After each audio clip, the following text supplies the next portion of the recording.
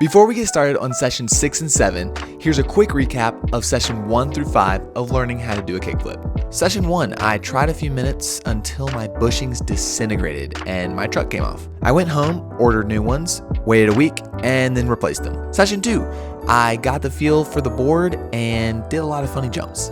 Session 3 was practice along with eating granola bars. Session 4 was not much different. I had some granola bars and started learning the basics with a simple ollie. Session 5, I decided to move to concrete, which meant I had to get used to a new feeling yet again. I also did a little slow-mo analysis to try and figure out why my board was going backwards instead of staying under me. Now that you're all caught up, on to session 6 and 7.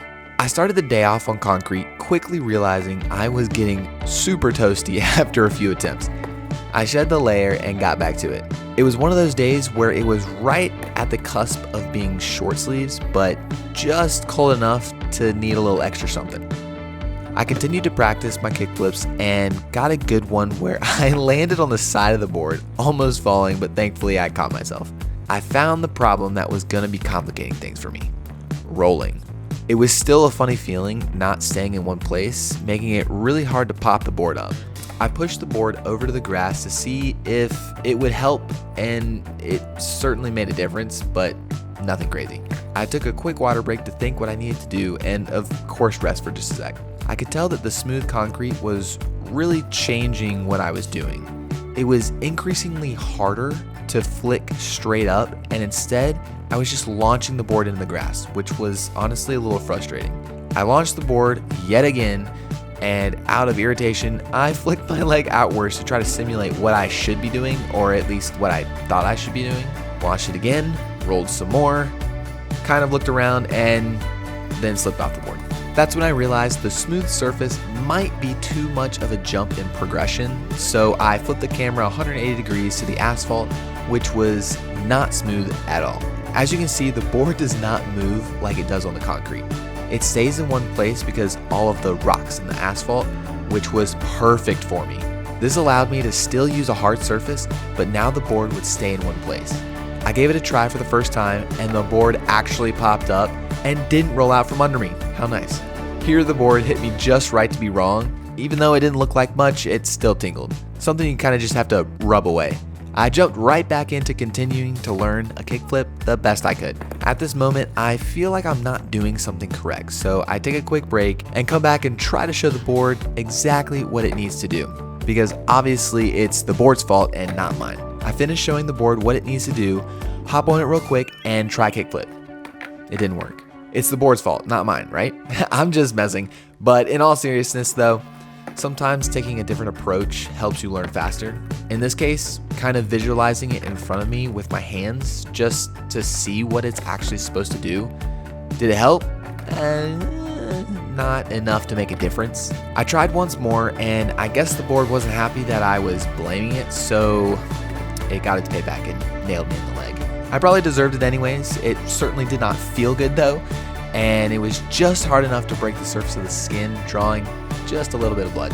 Nothing to cry over though. This next part is me explaining the day just to me. Like, instead of writing it down, I just spoke my notes so I could remember what I was going through in my head that day while practicing. Instead of taking those notes down and putting them into a nice voiceover like I'm doing right now, I'll just let him say it. Okay, Drew, this is just for you. This is going through my thought process.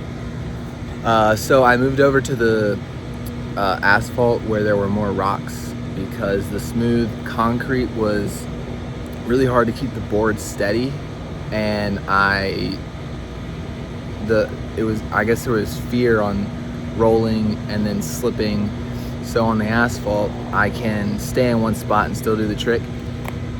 That was a good revelation. I also noticed that I was really trying to rush the trick and I wasn't jumping as high. Now I'm trying to jump as high as I can so I can think of what I'm doing in the air and then flick the board. Obviously that's what you're supposed to do.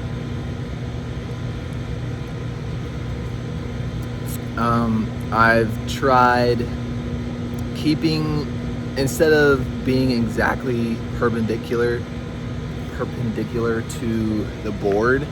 I've tried to put my front foot a little diagonal so when I am sweeping out, I don't catch the whole lip of the front. I catch the corner. In theory anyways, it hasn't really worked that well. And then I also tried doing some ollies to try to land on the board because I keep jumping backwards. I'm not jumping straight up and down, and that is also a problem that I'm gonna have to fix. I need to jump straight up and down. I need to jump as high as I can, not rush it, jump, high but slowly, so then I can flick the board and then land in the exact same spot that I was on the board. It's a lot to put into perspective. So that's the recap of the day. I think I'm doing, of course let's see, what do I want to say? I've progressed in the day, found a good spot, good sunlight, good surface. Board is getting nicked up like crazy. Oh, and I got a scratch too, that was sucky. I don't think there's anything more in my notes that I want to mention, or like the process that I went through today of figuring this out.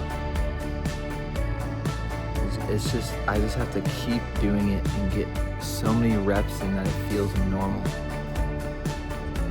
Because I'm also landing, I wasn't jumping high enough, so I was landing on my back foot, and I was scared to land on the board with one foot because I would just slip out, and that would not be good. So I have to figure out how to get the board to flip but jump high enough to land both feet, because if I land on one, that's just dangerous. So there we go. Those are all the notes for today. And here's my skateboard now after all the attempts on the concrete and asphalt. You can see all the nicks, scrapes, dents that now riddle my board. I call that progression in my mind. I also tried, I put my feet on the 4 bolts in the front, and when I watched the video, he said not to spread out so much, and it's kind of all together, and I seem to be flicking like way out here, and it's just fleeing the board. I need to keep it within my like kind of bubble. I also showed the skateboard how to do it. It didn't work. It is now the next day. Let's see if I can apply what I learned yesterday to today. Yeah, I tried, and I don't really think I did any different than the day before. I stepped up to the board for the first time this session and flicked the board out from under me like I've done 100 times, and immediately thought, what am I doing? What do I need to fix? So I went back to the camera and decided to get some slow-mos to analyze what's going on when I'm trying to do my kickflips. I wanted to get to the root of the problem. For these slow-mos, I'm just gonna point out the obvious. When I pop the board up, I'm still catching the entire lip of the skateboard and not the corner. On this one, it seems I flicked too late and it's not one motion. Here, I catch the lip again and not the corner. This one, I popped it behind me and did more of a heel flick than a kickflip. I changed the angle to get a different perspective, in which you can clearly see when I pop the board up, it's going behind me, which shouldn't happen. Once more, you can see the board going behind me. When I pop up the tail, again, the board goes behind me and I flick the whole board into Never Never Land. I took a look at my board to see if the trucks were too loose, which possibly makes the board more susceptible to going backwards. Currently, when I stand on the board, the trucks are so loose I can almost put my heels on the ground at the same time. I also noticed that it could be since I'm jumping backwards that I'm unintentionally making the board turn when I try to pop the tail. So I practiced a little more and focused on jumping forwards in front of the board to see if that would fix the problem. You can see I'm now a little more centered on the board and not as much weight on my heels. But when I jump forwards, the board still goes backwards. I tried jumping straight up and the board goes backwards yet again. I ended there for the day and went back to my apartment. I grabbed my tools and did the best tightening I could to the trucks with the tools I had. Unfortunately, the sockets that are big enough to fit the nut were in my car, and I didn't want to go back down, so I did it with some pliers. You know, do with what you have. Well, that's the end of session 6 and 7. I hope you guys are enjoying the process of coming along with me on this journey of learning a kickflip. I will see you in session 8.